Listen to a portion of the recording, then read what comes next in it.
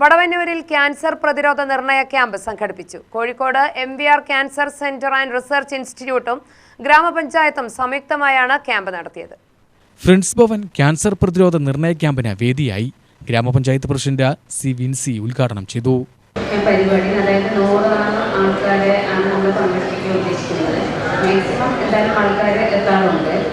ഇതേപോലെ കഴിഞ്ഞ വർഷവും നന്നായി ചെയ്തിട്ടുണ്ടായിരുന്നു. അത് നന്നായി നല്ലപോലെ വിജയകരമായി ചെയ്യാൻ പറ്റി. അതിന് ഇപ്രാവശ്യം ഈ ക്യാമ്പ് നന്നായി നല്ല രീതിയിൽ ചെയ്ത് വിജയിപ്പിച്ച് ഈ രോഗം എന്താ പറയുക ആദ്യം വരുന്നത് കണ്ടുപിടിക്കാൻ പറ്റും. ഇവൻ 5 വർഷത്തിനുള്ളിൽ വരാൻ ചാൻസ് ഉണ്ടോ എന്നുള്ളത് കണ്ടുപിടിക്കാൻ പറ്റും. അത് എല്ലാവർക്കും ഒരു നല്ല കാര്യമാണ്. നേരത്തെ അറിയാൻ പറ്റുമല്ലോ. ലാസ്റ്റ് സ്റ്റേജ് ആകുമ്പോഴാണ് നമുക്കൊന്നും ചെയ്യാൻ പറ്റാത്തത്.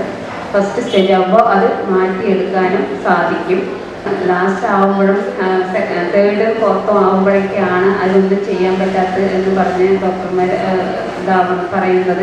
രോഗികളെല്ലാവരും ലാസ്റ്റ് സ്റ്റേജ് ആകുമ്പോഴേ അവർക്ക് അതിലധികം സിംറ്റംസ് കൂടുതലായി അനുഭവപ്പെടുമ്പോൾ അല്ലെങ്കിൽ വേദന അല്ലെങ്കിൽ പല രീതിയിലും ആ അസുഖം അവരെ അലട്ടുമ്പോഴാണ് അവർ ഹോസ്പിറ്റലിൽ പോകുന്നതും നോക്കുന്നതും. എല്ലാവിടേക്കും വ്യാപിച്ചു എന്നൊക്കെ പറഞ്ഞാണ് ഇതാകുന്നു.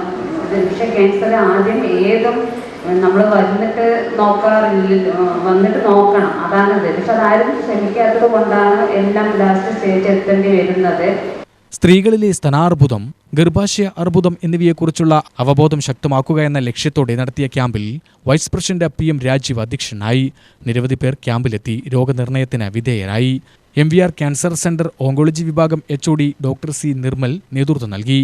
Doctor C Chandrika, panchayat secretary Renuka Devi, ജനപ്രതിനിധികൾ എന്നിവർ പ്രസംഗിച്ചു.